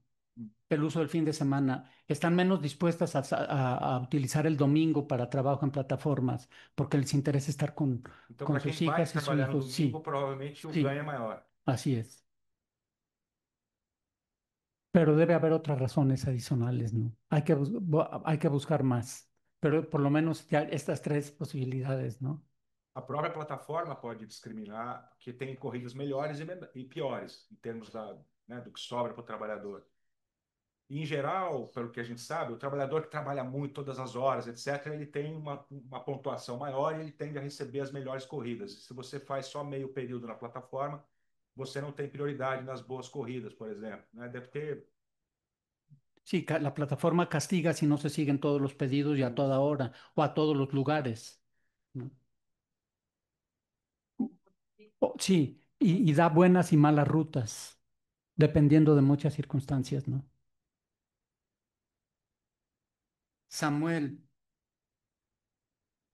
es difícil responder a tu pregunta, muy difícil. Tienes razón, a lo mejor la regulación laboral corresponde a una época histórica del pasado, pero creo que es una lucha válida tratar de regular las relaciones laborales cuando las personas están sometidas a, a accidentes, a falta de protección a futuro, aunque las mismas personas jóvenes no vean la pensión como necesaria, porque hay una diferencia muy fuerte. Las mujeres ven más importante el derecho a la pensión que los hombres y son más proclives a la protección social las mujeres que los hombres, ¿no? Eh, pero observamos dos tipos de gentes como repartidoras. Hay un grupo, el que yo mostré en las fotografías, que se opuso a la reforma porque consideró que iba a afectar su trabajo, que iban a perder la flexibilidad. Pero esta reforma no va contra la flexibilidad. No se trata de trabajar un número determinado de horas. No importa las horas que trabajes. Lo importante es que llegues al seguro social, que llegues a un salario mínimo que no es difícil ganarlo en México. Son 8,000 pesos un salario mínimo. Un salario mínimo no permite vivir en México. Entonces no es muy difícil llegar a un salario mínimo, ¿no? Entonces hay dos tipos de personas, las que por falta de información, yo creo, y porque pertenecían eran digamos, proclives a un partido político que no era Morena, y las otras que son las de Morena, aunque no estén militando directamente en Morena, trato de responder un poco a lo que preguntabas, pero que son simpatizantes de Morena. Los simpatizantes de Morena desde el primer momento vieron como muy importante esto, la Secretaría del Trabajo tomó a estos grupos y se basó en ellos para decir, es la gente la que quiere la reforma. Pero en el fondo lo que podríamos decir es que esta reforma no es una reforma que viene de abajo hacia arriba, sino viene de arriba hacia abajo. Se alinearon los astros para que un gobierno considerado progresista, que tiene interés en la protección social, creara las condiciones para promover una reforma desde arriba. Yo creo que tiene mucho de reforma desde arriba, aunque se diga que aprovecharon muchos grupos sociales que estaban proclamando, que estaban pugnando por esto, pero nunca cerró un grupo, una avenida para decir necesitamos protección. Los grupos que cerraron eran los que decían no queremos reforma. Es lo que yo podría decir. Agora, na segunda ronda, tenho uma pergunta aqui na segunda fila. Você? Sim, o colega da Argentina. Aquí. Francisco. Ernesto. Ernesto, sí. Hay varias cosas. Yo creo que no. Gracias. Creo que no tengo grandes fundamentos, son más bien, para decir algunas de las cosas que te quería preguntar o compartir, son más bien algunas impresiones o intuiciones, a ver qué pensás vos o qué piensan ustedes de esto. Eh, em, una de las cuestiones, para empezar por alguna parte, es con respecto a esto que hablabas a lo último de las opiniones o de la inscripción política de estos trabajadores. Yo creo que ahí, bueno, es difícil pensarlo comparativamente porque esto mismo que vos decías, el caso de que en México sean mayormente mexicanos y en el caso, por ejemplo, argentino son eh, mayoritariamente venezolanos puntualmente, nos da un corte político muy, muy, muy distinto.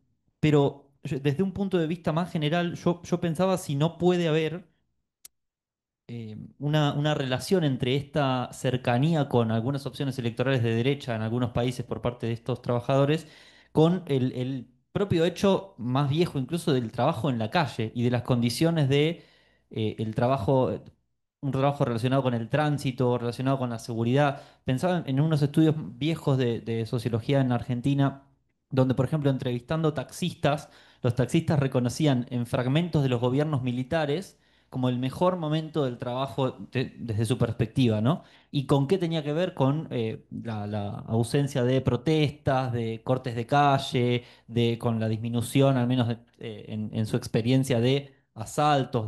Pienso si no hay algo que ahí también puede estar operando de la inseguridad general del tránsito, de los asaltos, para acercar a una parte de estos trabajadores a esa opción de derecha, y si eso no dificulta hacer un estudio de eso, ¿no? De la adscripción política de estos sectores de trabajadores, porque están más expuestos, digo, pensando en eso, y expuestas. Por un lado pensaba en eso y por otro lado, no, bueno, no está Benjamin hoy, pero pensaba también si, por este dato uno de los datos que vos mencionabas, que el 40 o 43% de los trabajadores tenían vivienda propia, y pensaba si a vos te parece que se podría decir que el principal sujeto de los trabajos de reparto serían clases medias empobrecidas, o cómo los nombrarías, y cómo se nombrarían ellos también. O sea, ellos, ¿te parece que, no sé si eso está conversado o medido por ustedes, pero cómo se nombrarían me parecía interesante, ¿no? Ver si se reconocían como clases medias o no, o como trabajadores, o qué, ¿sí? O bueno, o como, no sé, emprendedores, seguramente sea muy fuerte esa representación. Ese por otro lado. Bueno, esto lo contestaste un poco, ¿no? Pensaba que cuáles son las condiciones ya más en el plano como ideológico para que estos paraísos neoliberales que se construyen las empresas sean también, al menos parcialmente, los paraísos de un sector de la clase trabajadora, ¿no? Esta cuestión de la flexibilidad y demás, pero creo que eso ya lo trataste un poco recién cuando hablaste del deterioro general del mercado de trabajo, que bueno, vuelve más atractivas algunas cosas que hace 50 años quizá hubieran sido claramente vistas como negativas. Y por último, quería otra pregunta hacerte, si conoces experiencias alternativas a las de las grandes empresas o aplicaciones de reparto. Yo sé que hace poco en La Plata, que es la ciudad donde yo vivo, se creó con trabajadores que salieron de aplicaciones, se creó una especie de aplicación local de reparto que entiendo que tenía un poco los fundamentos de abrir el algoritmo, de acordar con los restaurantes locales, como de, no sé bien cómo funciona, no sé sus resultados, pero puntualmente me llevaba a preguntarte si existen experiencias de asociativismo o de cooperativismo por parte de estos trabajadores justamente por esto que también mencionaban de lo oscuro que es el funcionamiento de esas aplicaciones, ¿no? Si quizá por un lado está la opción de regularizar sí, de regular a través del Estado y por otro lado está la cuestión de o la autoorganización de los trabajadores. Quería preguntarte si existía algo de eso o si lo conocías o si lo veías como una alternativa también, ¿no? Bueno, eso, gracias. De Argentina vamos a México. Ah, ¿tú también? ¿José? Sí.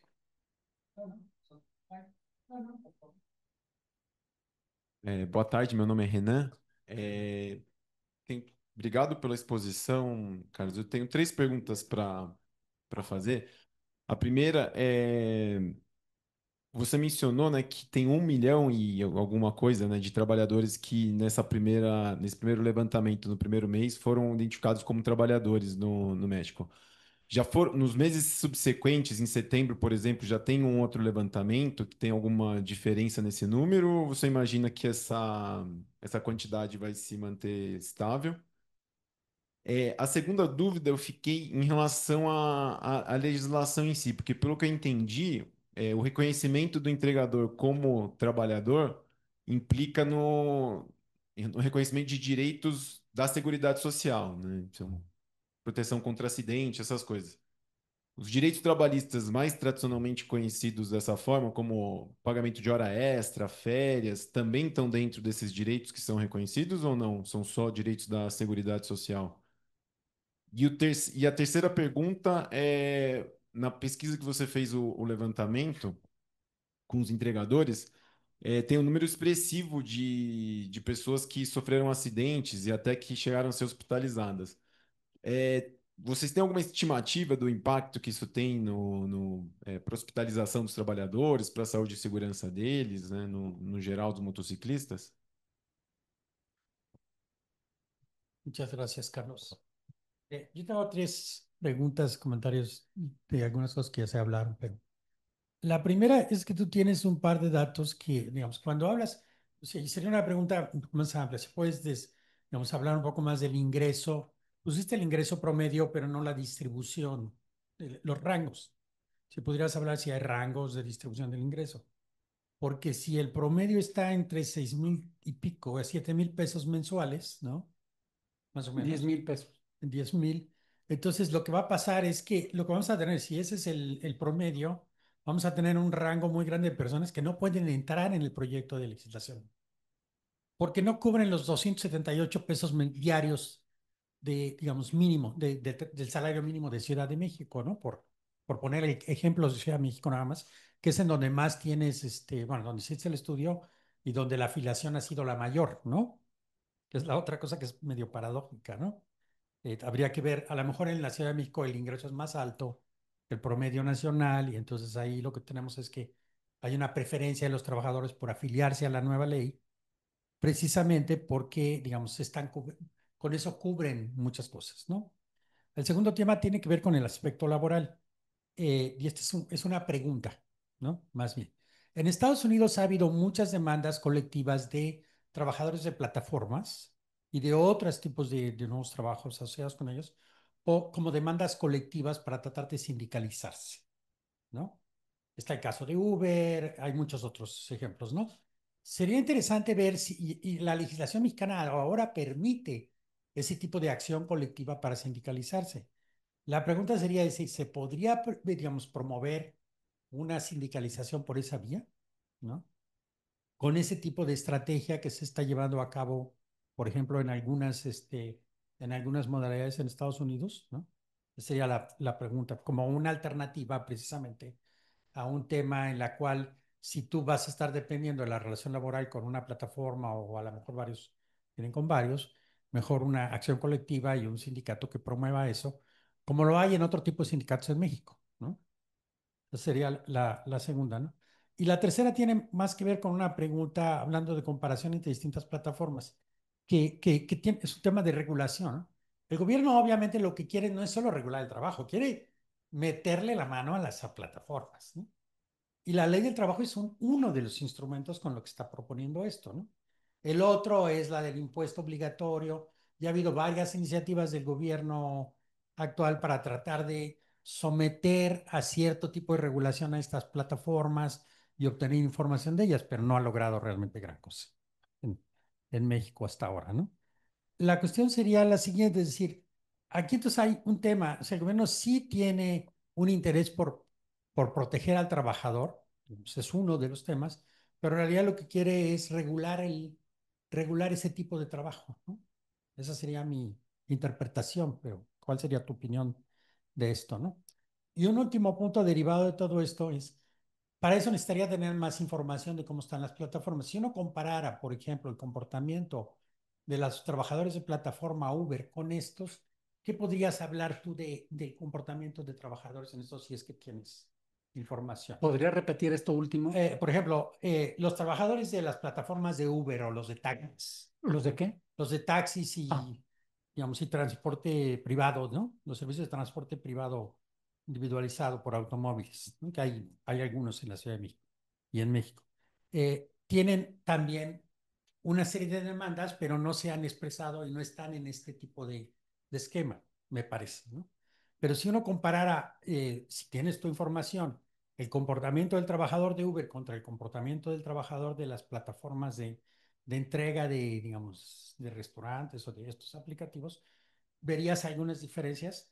Por ejemplo, uno platicando con ellos, a veces ellos lo que tratan de hacer, hay un juego de interacción sistemático entre la empresa y ellos por las entregas, por tomar un servicio o no tomarlo, o por jugar con los precios sistemáticamente, que es algo que ya se mencionó aquí, ¿no? Porque hay ciclos en los cuales, en Uber sobre todo, pues es supuestamente de acuerdo con la demanda, ¿no? Aunque en realidad hay un factor ahí que no conocemos. Entonces, pero hay un juego de interacción de los trabajadores con los que sistemáticamente tratan de estar jugando con la plataforma para ganar más dinero, ¿no? Y están en ciertos periodos, porque en otros hay un periodo en el que estás totalmente estacionado, ¿no? Haz de cuenta, entre las 10 de la mañana y las 12 del día hay muy baja demanda, sube mucho a la hora de la comida, luego baja mucho y después hay como, es un poco lo que mencionaba, ¿no? Pero uno ve que hay un juego entre el trabajador de Uber y la plataforma, ¿no?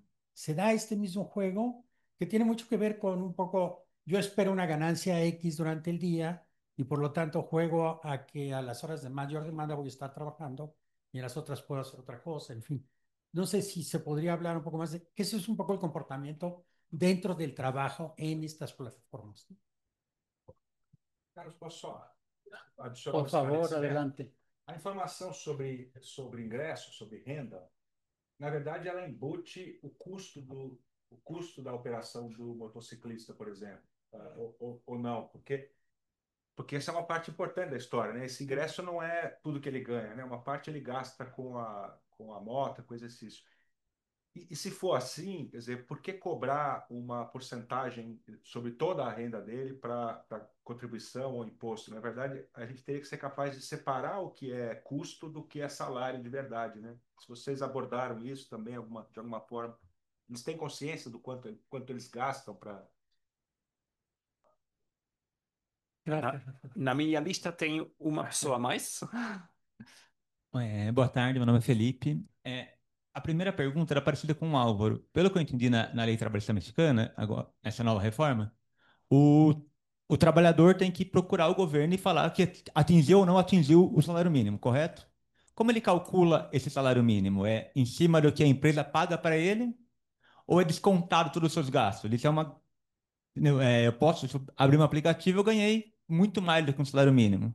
Se for descontar os gastos da minha moto, eu ganhei muito menos do que um salário mínimo. Como que o governo trata essa questão para garantir direitos ou não para esses trabalhadores? E a segunda questão, entrevistando aqui também muitos motoristas e entregadores aqui no Brasil, primeiro que o perfil é muito parecido, é muito interessante esse debate, como é parecido o Brasil com o México.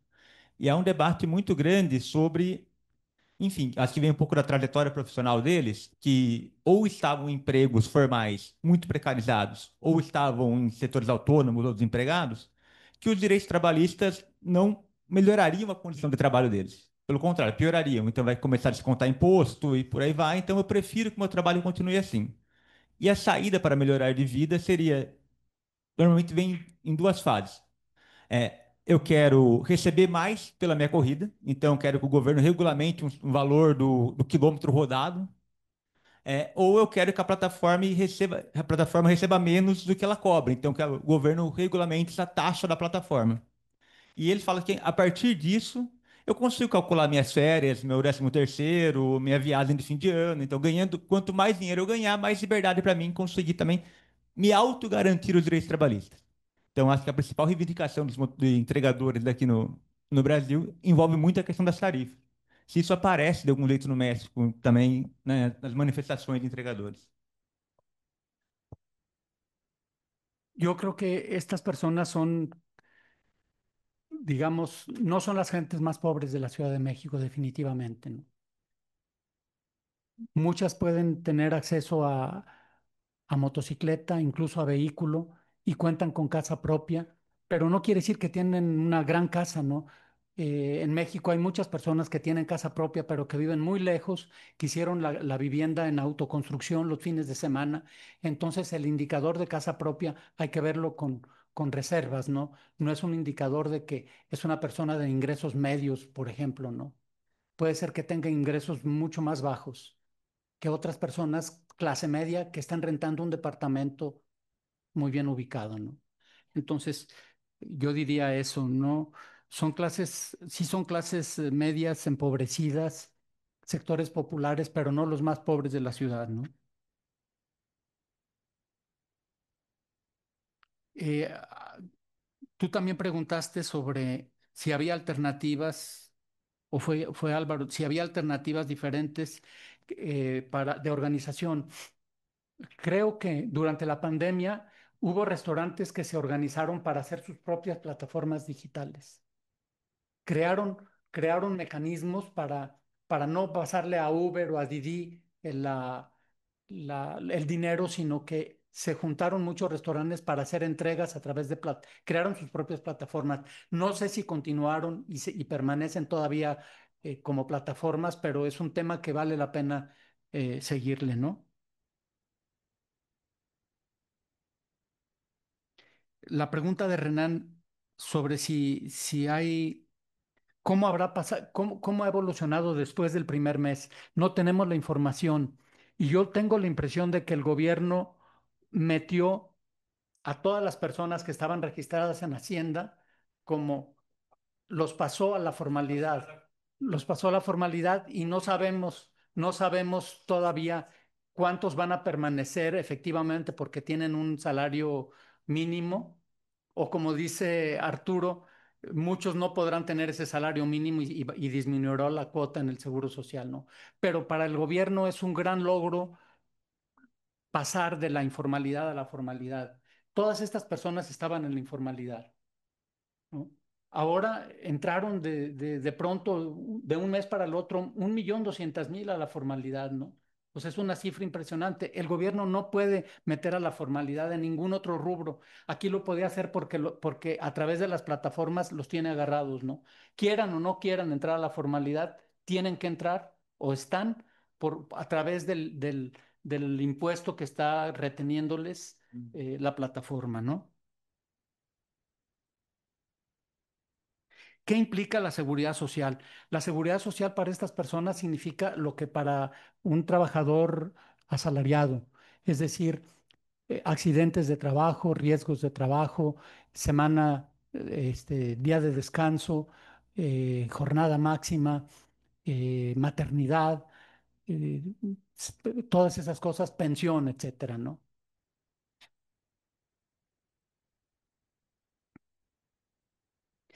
Los rangos de ingresos promedio que comentaba Arturo, totalmente de acuerdo. No sabemos si van a mantenerse o no estas personas, ¿no?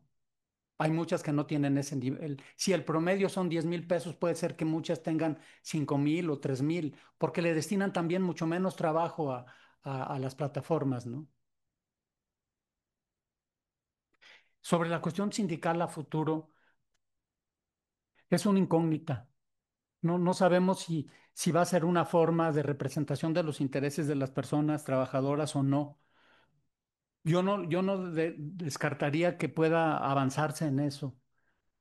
No creo que vaya a desaparecer el sindicalismo en el futuro inmediato, ¿no? No existe una forma mejor de negociación institucionalizada de las relaciones laborales, aunque haya sido inventada después de la Revolución Industrial, ¿no? Nosotros no estudiamos a los choferes, a los conductores de autos, sino solamente a las personas repartidoras. Entonces no puedo hacer una comparación entre estos dos sectores. Ahora sí vamos a estudiar al, al- las consecuencias de la reforma con estos dos tipos de personas, pero no tengo posibilidad de hacer una comparación de ellas. Simplemente diría que yo personalmente pienso que, que tienen un mejor nivel económico las personas de autos y que durante la pandemia hubo un cambio importante, hubo una disminución notable de personas choferes y un aumento notable de personas entregadoras de alimentos y que esto se modificó después de la pandemia, ¿no? Sobre la pregunta de Cumming, son ingresos brutos, no son ya utilidades, ¿no? Entonces sí, habría que descontarle a ese total los costos que tienen de gasolina, del equipo, etcétera, ¿no? Pues es lo que yo podría decir de las preguntas que ustedes me formularon. Posso fazer uma? Por favor, Queria adelante. fazer uma provocação aqui a título de reflexão. Voltando ao debate da subordinação e da autonomia, pessoalmente, assim, eu não tenho nenhuma dúvida de que o trabalho feito em plataformas é um trabalho subordinado. O problema do enquadramento é que primeiro que o conceito de subordinação ele é surpreendentemente pouco desenvolvido nas legislações trabalhistas. É notável como a ideia de uma relação de emprego ela é tão naturalizada no contexto europeu que muitos países, o caso da Alemanha, o caso da França e da Espanha, só vieram a detalhar o que significa a relação de emprego há poucos anos atrás, muito pressionados por essa nova realidade.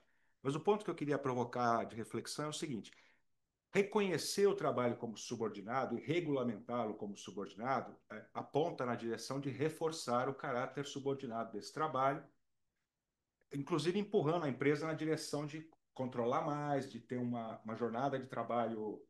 Porque o problema do conceito de subordinação é que, historicamente, ele está muito ligado a ideias de tempo e espaço, como jornada de trabalho e local de trabalho. Que as plataformas explodem esses conceitos. Então, optar pelo reconhecimento da subordinação vai na direção de reforçar essa característica, que é aparentemente tudo que os trabalhadores rejeitam, eles não querem ser subordinados. Então, a provocação é a seguinte: a legislação também poderia ser feita na direção contrária, de garantir que esses trabalhadores fossem efetivamente autônomos. Então, por exemplo, proibindo as plataformas de suspender trabalhadores ou de colher avaliações e usar avaliações para punir os trabalhadores, proibir as plataformas de usar esquemas para que os trabalhadores tenham que se fidelizar a uma plataforma só, impedindo que eles trabalhem. Enfim, pensando alto, quer dizer, seria possível também pensar numa legislação que fosse na direção de realmente garantir que eles tivessem autonomia frente às plataformas. O único caso que eu conheço que se aproxima disso me parece ser o caso francês. Na França, a legislação, a decisão até aqui foi de reconhecê-los como trabalhadores autônomos, porém, com uma série de prerrogativas que limitam a capacidade das plataformas por exemplo, que obrigam as plataformas a fornecer um informativo semanal com quantas horas eles trabalharam, quanto a plataforma descontou da corrida dele, uma série de medidas que vão na direção de afirmar a autonomia. De uma certa forma, me parece que isso iria mais na direção do que os trabalhadores querem, né? Uma coisa que me chocou muito ao estudar os casos nacionais é o quão pouco os trabalhadores de verdade, né, os entregadores, os motoristas, participam dessas negociações. Quase nada, quase nada. Na maioria dos contextos, ou bem o governo chama centrais sindicais, que a gente sabe que tem pouco vínculo com esse tipo de trabalhador, ou enfim, porque eles são difíceis de representar mesmo, né? Mas me chamou muito a atenção que mesmo no contexto europeu, os trabalhadores mesmo quase nunca são ouvidos nisso, né? E quando eles são ouvidos, em geral, a posição majoritária é de rechaçar o vínculo tradicional do emprego subordinado. Enfim, eu sei que não é uma posição muito simpática do nosso debate, porque nós somos muito aderidos à ideia do emprego formal de 8 horas por dia, etc. Nós, que eu digo sociólogos, né, nós somos muito aderidos a esse modelo de vida e tal, né, mas eu acho que vale a pena pensar no outro caminho também, porque, enfim, Posso fazer não é uma pergunta, só uma... O Brasil está discutindo isso agora, o Supremo, né? É. O que é surpreendente, você vê um advogado do iFood, que foi nosso diretor da Faculdade de Direito, né, dizer que não se trabalha tantas horas. Então, foi toda uma fala factualmente errada. Assim. E um ministro do Supremo, surpreso, descobriu que existe um algoritmo. Então, assim, as pessoas não sabem o que está acontecendo, né? O jurista. Inclusive o não jurista. sabe o que está acontecendo. Né? O Tino fala, nossa, tem um algoritmo que está ordenando coisas assim. E o Floriano dizendo, não, ninguém trabalha 10 horas no iFood. Foram as duas falas da semana passada. Aí eu acho que entra a pesquisa, né, da sociologia do trabalho para valer, para fazer essa pesquisa, para dizer o que está acontecendo. Isso é uma coisa. E aí os juristas precisam ser mais imaginativos para inventar outras soluções. É esse o meu ponto. Inventar outras soluções e informar os políticos de possíveis outras soluções. Porque há 100 anos atrás, olharam para o que estava acontecendo na fábrica e falaram, não, isso daqui é diferente de tudo que existiu antes. Isso chama relação de emprego, isso precisa de um regime jurídico para isso, blá, blá, blá. Agora, não é a mesma coisa? Quer dizer, essa relação do trabalho na plataforma não é uma coisa tão diferente do que a gente conhecia antes, a merecer um outro regime jurídico, etc, etc. Com a palavra, né, quem estuda o tema, né, do lado do direito, enfim. Mas como o direito demora 50 anos para fazer alguma coisa. Então, é meio lerdo. Mas nesse caso eu acho que o legislativo é que teria que ter a proeminência, o protagonismo nisso. Isso, não, mas ele vai conversando com o juiz, vai formular, vai dar a fórmula. Né? O político tem que perguntar para o jurista qual que vai ser o conceito-chave. Não vai ser mais subordinação. Ou o outro conceito de subordinação. Ou outro conceito de subordinação. A gente inventa um outro nome. Porque a subordinação que a gente conhece é ter alguém dando a ordem, né? Então, quando você olha, por exemplo, a legislação europeia, a Europa promulgou uma lei o ano passado sobre isso, que reconhece, em princípio, a relação de emprego, porém não define o que é subordinação. E se você não define o que é subordinação, não adianta nada você reconhecer a relação de emprego, porque... E ninguém quer entrar nisso, porque justamente, né, ou bem você abandona um conceito que há séculos está consagrado, ou você tem que inventar algo novo, né? Disciplinamento, tempo de trabalho. Tá bom, cara. Então, mas você vai reduzir essas novas relações ao framework que já existe, ou você cria um novo framework para elas, entendeu? Agora, eu acho que o ponto não só os sociólogos do trabalho deveriam ser mais ouvidos, os trabalhadores tinham que ser mais ouvidos. Esse é o... Claro, supostamente nós estamos retratando o que eles pensam, né? Mas, enfim, aparentemente a questão da autonomia, por mais que ela seja aparentemente enganosa, isso é valioso para eles. Eu não sei se a gente já entendeu muito bem o que está por trás dessa ideia de autonomia, né? Em parte, eu acho que tem a ver, no caso do Brasil e talvez do México, com a experiência muito ruim que essas pessoas têm com os empregos ditos formais também, né? Sim. E os maus tratos que as pessoas... Não é questão só dos direitos, mas a relação mesmo de trabalho ser muito autoritária, as pessoas serem... A gente fez um survey, né, aqui no Sebrae ano passado, e tinha uma pergunta que era assim, o que você mais valoriza num emprego? Aí tinha lá o salário, a estabilidade, e tinha uma alternativa que era ser bem tratado. Essa foi a alternativa que apareceu no topo das respostas, ser bem tratado. Foi uma surpresa para nós, entendeu? Aquilo estava ali um pouco para compor, e foi a pergunta que deu mais respostas, ser bem tratado. o que sugere que a experiência concreta das pessoas é de ser muito maltratado por um chefe, de ser discriminado, de ser, sabe? Então, quando eles falam em autonomia, eu acho que eles estão pensando nisso, nessa experiência muito concreta de ser maltratado, de ser, enfim, desrespeitado, de a jornada não ser cumprida. No Brasil, muitas empresas não respeitam a lei, então você tem o registro em carteira, mas a empresa não deposita lá no seguro de saúde, sabe? Então, é uma experiência concreta que a gente tinha que conhecer melhor. País com trabalho escravo. Percebe? Eles estão dando comentário, porque eu sou do direito, né? Então,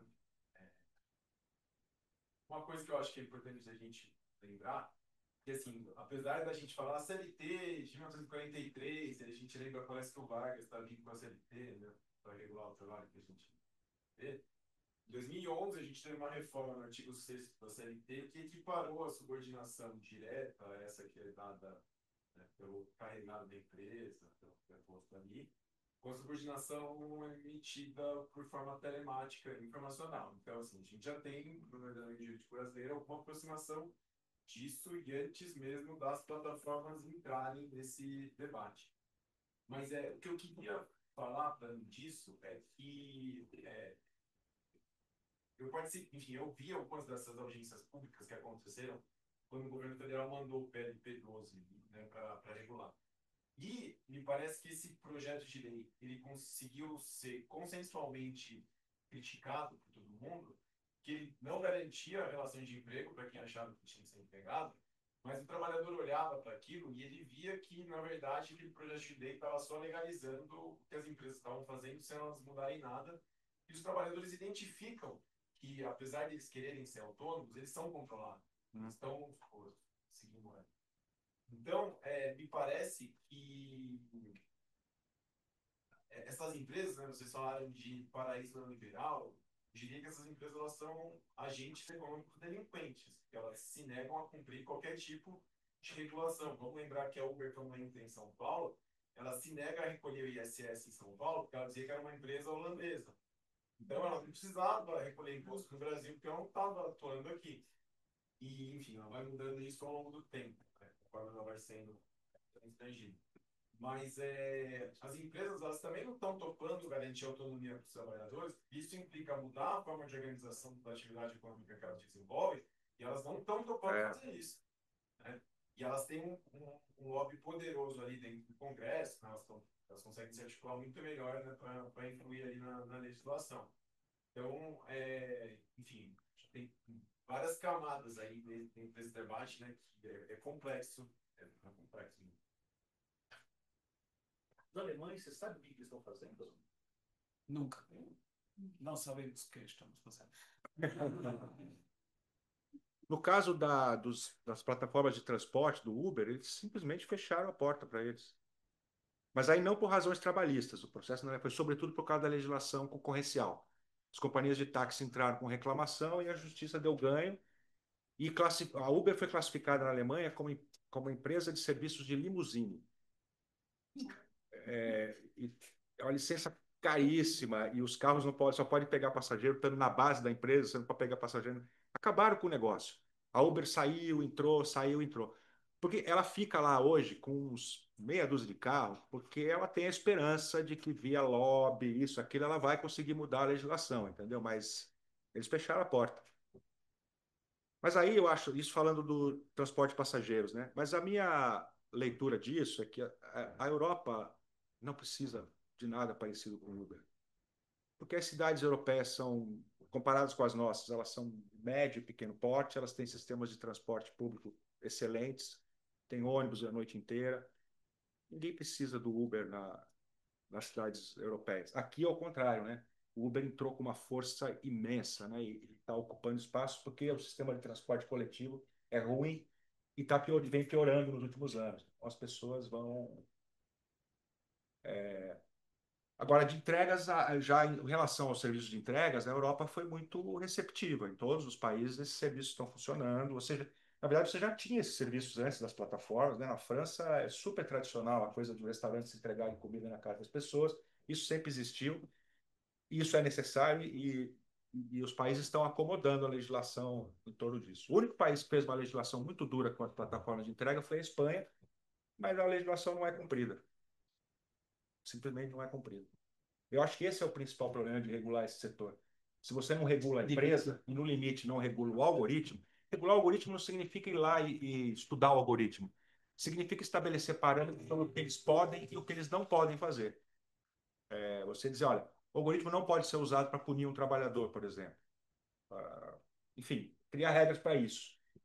Porque sem isso, eu acho, a regulamentação trabalhista ela vai sempre cair no vazio, a empresa muda um clique lá no algoritmo e muda a distribuição do serviço.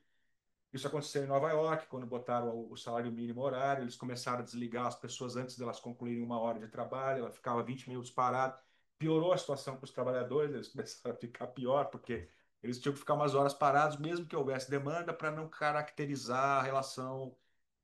É um jogo de, como é que a gente fala? De ficar correndo atrás da galinha, do frango, sabe? Ela escapando e você. É meio isso. Eu acho difícil de regulamentar a relação de trabalho sem regulamentar esses negócios. E no limite, bani-los, né? Aqui entre nós, eu acho que tem alguns desses negócios que não deveriam ser admitidos, né? O Uber é um deles. E tem uma outra coisa. O Uber, por exemplo, é o exemplo de uma empresa que, apesar de explorar os trabalhadores, etc., ela não dá lucro. O Uber não dá lucro, ele dá prejuízo há mais de 15 anos. E só começou a dar lucro agora recentemente quando eles fizeram isso tem estudos já que mostram isso. Eles fizeram uma mudança no algoritmo que aumentou o preço para os clientes e reduziu o ganho dos trabalhadores. Ela conseguiu sair do vermelho em 2023, 2024, mas por 15 anos seguidos a Uber vinha dando prejuízo, prejuízo, prejuízo. E esse prejuízo, no fundo, ele é uma forma de dumping, porque isso permite ao Uber se expandir, cobrando tarifas mais baixas, quebrando as empresas de táxi e se estabelecendo. E quando ela se estabelece, aí ela faz o que ela quer.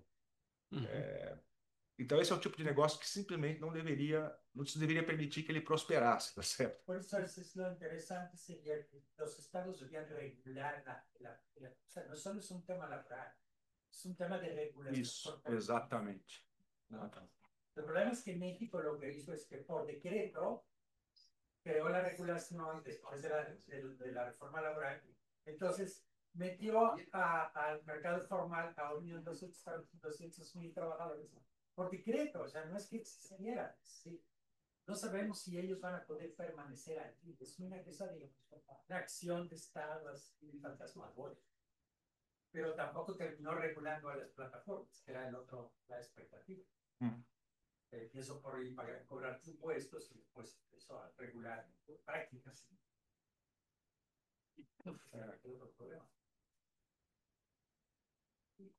Aqui no Brasil, eu acho, a Uber não sobreviveria se a legislação fosse a lei trabalhista fosse integralmente aplicada, eles iam embora. E esse, aliás, é um argumento que aqui no Brasil é muito usado pelos motoristas. Eles dizem, se impuser, a empresa vai embora e vai acabar meu emprego. E eu acho que eles têm razão nisso, porque ela já não consegue ganhar dinheiro explorando no nível máximo como ela explora. Se você dobrar o custo e botar ali todos os impostos que tem,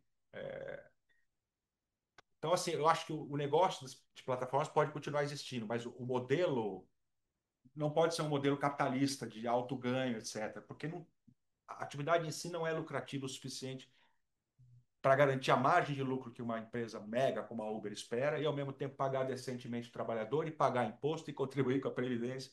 A conta, na minha opinião, não fecha, entendeu? Talvez no formato de cooperativas ou de plataformas públicas isso pudesse ser uma coisa realmente interessante, porque aí toda a renda poderia ficar para o motorista, ou praticamente toda a renda, né? Aí sim, eu acho que isso ele seria um negócio mais viável, assim. Mas aí você tem que tirar o acionista, né, lá de Wall Street da jogada. Não sei, é a conclusão que eu estou chegando, assim, aos poucos. Pues hay mucho que pensar y trabajar. Sí. ¿Há mais perguntas e comentários? Se não, gostaria de invitar na próxima vez que mais mulheres dão perguntas, porque só foi a Camila que pôs uma pergunta. Estou um pouquinho sensibilizado da discussão do Missila que tivemos no último, na última reunião anual. Bom, muito obrigado. E como podem ver, também um prussiano pode deixar um pouquinho a conversa em uma forma livre, só suficientemente latinizado. E o que eu posso fazer, falar dos perigos de trânsito dos ciclistas entregadores no Berlim, vou explicar no café. E acho que agora temos a possibilidade de interconectar-nos um pouquinho, conversar entre o CCI e o Messila afora com o café. Muito obrigado e até a próxima.